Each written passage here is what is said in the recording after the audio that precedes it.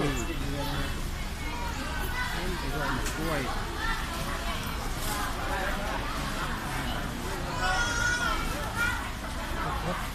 จากสวนเลยนะ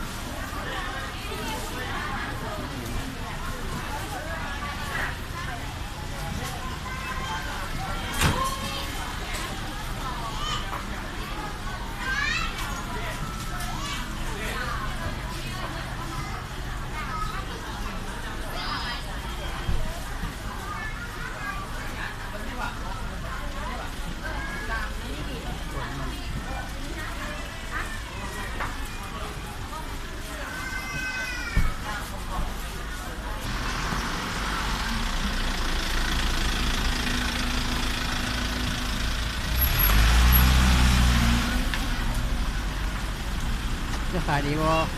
เขาได้ขายอยู่เขาขายอยู่ใส่นี่ฮะขายอยู่ใส่ตลาดอย่างเพื่อนตลาดอย่าง นี่แหละเพื่อนตลาดอย่างนี้ตลาดโอซี่เนาะอีเนาะนั่นแหละตลาดอุซี่ลำบัวซื้อได้ขายมันเด้อโอ้ยใจตัวนี้เป็นมะข้าวข้าว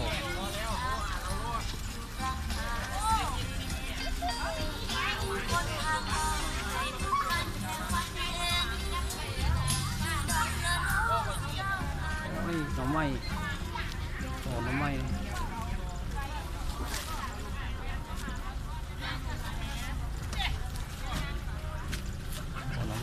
อันนี้นอหยังอันนี้นอไม้หยังนอไม้เหี้ยเนาะมันขายยังไงขายเป็นโลอ่ะขายเป๋าเป็นโลขายเป็นมื้อขาย18,000เนาะโอ้แต่แซ่บแต่สะอ่อนเว้ยแรกก็นอนนี้ส่วนหลายเขาเอาไปพวดแล้วเขาเอาชิ้นเจอด้านในเนาะนี่แหละเขาว่าเจ็ดเนาะเขาขายกำลัง5,000ได้เขาเอามาทางไหนมันจะทางไหนมันเจเมืองบริการใส่โอ้ไม่ได้บอกคำใส่เนาะแถวทงนามีโมเมนต์น้ำมันหอดเนาะว่าขายดีป่ะไม่ได้ขายยังหาเอามาเนาะเอาเดี๋ยวก็ได้ขายละส่งมันเด้อ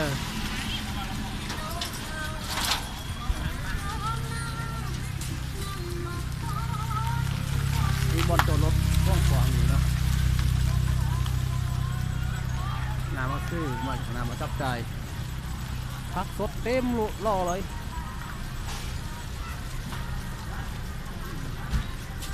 พักสดเต็มรอเลยเนาะพักธรรมชาติแท้ๆจะได้กินของสดของนารามาซื้อเนาะอยู่ตลาดโอซี่นะมาโซนนี่กัน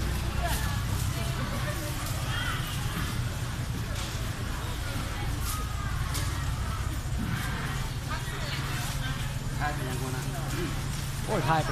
ลง YouTube ถ่ายให้มูเห็นมูอยากเห็นตลาดแท็กซี่เป็นยังไงก็ได้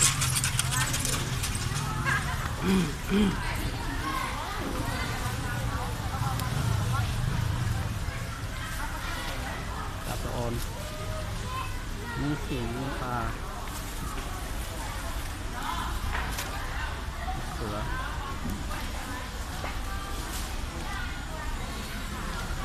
หมากไม้ธรรมชาติ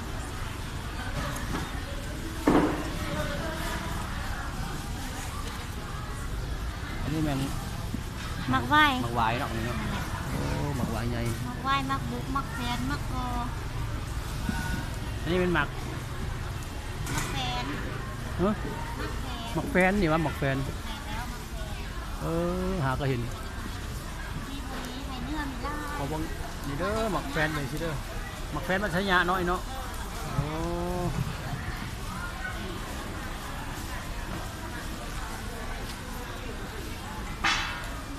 ขายดีบ่ได้ขายดีบ่พอได้ขายอยู่พอได้ขายเนาะพวกหมาลำรวยเด้อค่อย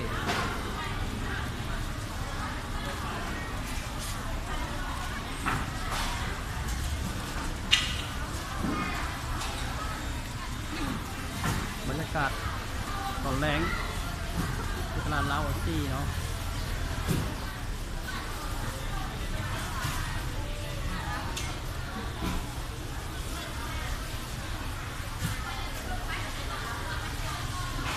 น่าสนใจอันนี้